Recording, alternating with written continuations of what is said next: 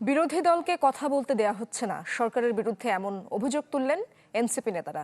দলটির আহ্বায়ক নাহিদ ইসলামের মতে এই চর্চা গণতন্ত্রকে সংকুচিত করে তুলবে।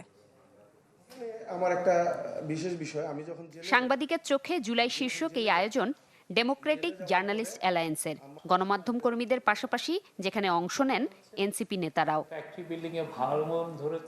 আয়োজনে অন্তর্বর্তী সরকারের প্রেস সচিব গণ অভ্যুত্থান বিরোধী গণমাধ্যম কর্মী সক্রিয় দাবি করে তাদের সামাজিকভাবে উপেক্ষা করার আহ্বান জানান।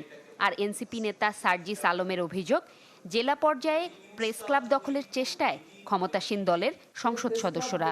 স্থানীয় প্রেস ক্লাবগুলো, সেই প্রেস ক্লাবগুলো জেলা পর্যায়ে ক্ষমতাসীন দলের নেতৃবৃন্দ দখল করার অপচেষ্টা চালাচ্ছে। তাদের সায় ছাড়া একটা জেলার প্রেস ক্লাবের কমিটি অনুমোদন হয় না। তারে জাস্ট সোশ্যালি ইগনোর করেন, কিন্তু তার ভয়েস করার পক্ষপাতী আমরা না। বাংলাদেশ ডেমোক্রেটিক আছে, ডেমোক্রেটিক থাকুক, সব ভয়েসকে নিয়ে আমরা বড় হব। জ্বালানি সংকট নিয়ে জনরোষকে সরকারের সর্বোচ্চ পর্যায় থেকে হটকারিতা আখ্যা দেয়ায় প্রতিবাদ জানান বিরোধী দলীয় চিফ হুইপ নাহিদ ইসলাম। গণতন্ত্র সংকুচিত হয়ে আসছে বলে শঙ্কাও প্রকাশ করেন তিনি।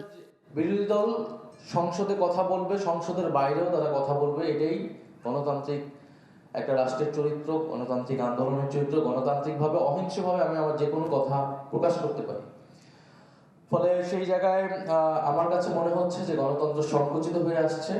অন্তর্বর্তী সরকারের নেয়া পদক্ষেপগুলো বাস্তবায়ন, গণমাধ্যম সংস্কার কমিশন ও সাংবাদিকদের সুরক্ষা আইন সহ গুরুত্বপূর্ণ উদ্যোগ বাস্তবায়নে সরকারের প্রতি আহ্বান জানান নাহিদ ইসলাম। এখনো যে জায়গায় আছে সেখান থেকে আমরা পিছনের দিকে যেতে চাই না।